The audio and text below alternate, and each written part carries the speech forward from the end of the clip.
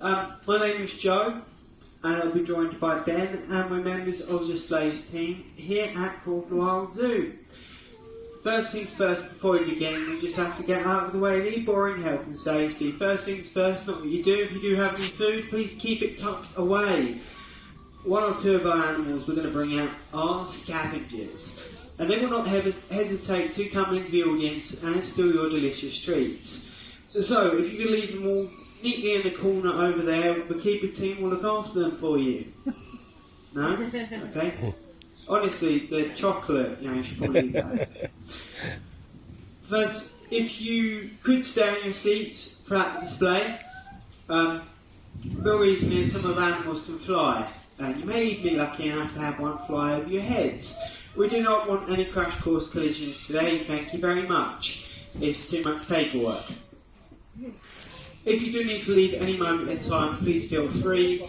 But if you could just wait in between birds that fly and wait for them to be stationary first, just to avoid the risk of a collision.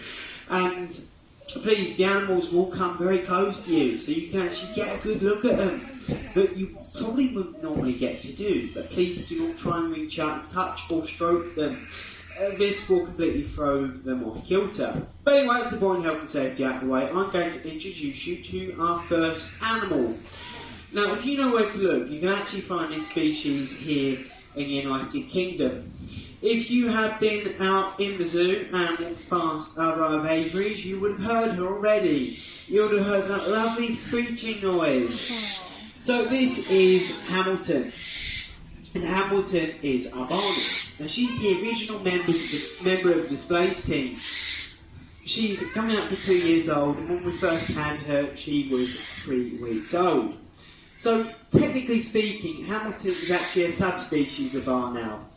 There are 28 different subspecies on the planet, and they are the most widespread bird in the world. And you can find them on almost every continent on Earth, except for the Arctic.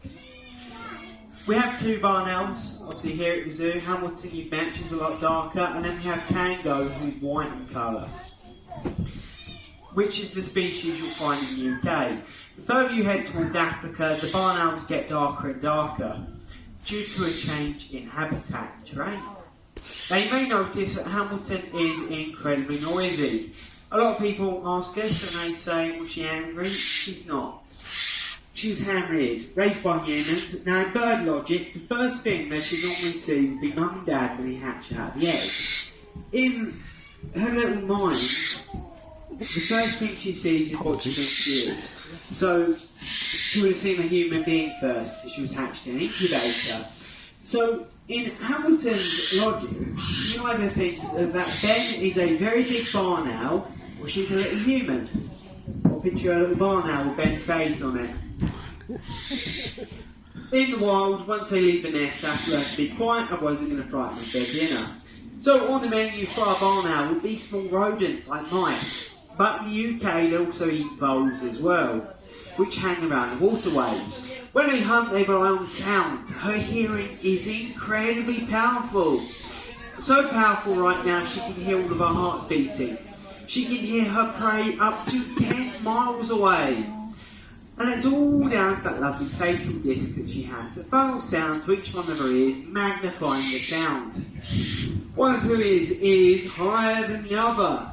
Does anybody know what it would mean to have one ear higher than the other? Okay, I'll tell you. It means she can't wear a pair of sunglasses. No?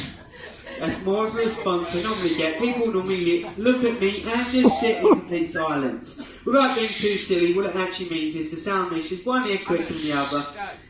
She's looking at me, she's thinking, that's not funny, Joe. So that delayed response makes it easier to pinpoint where things are. Now, when Hamilton flies, she flies completely silently. Well, when she's not continuously screeching, that is. She has incredibly light feathers that enables her to glide through the air without making any noise whatsoever. Years upon years ago, barn owls, before they nested in barns, actually nested in derelict churches. So one of their other names is the Ghost Owl. Now as we go into British and Irish myths and legends, there was actually believed to be a race of fairies known as the Fae. And one of the Fae was known as the Banshee. They used to hang around graveyards and make a horrible screech. So when churchgoers went to church, they could hear the screeching, and they thought it was the Banshee. But in reality, it was actually our barn owl making a ruckus. That's it. So Ben's going to call that one Hamilton's last fight. So one of my favourite names for the barn owl is the Ghost Owl.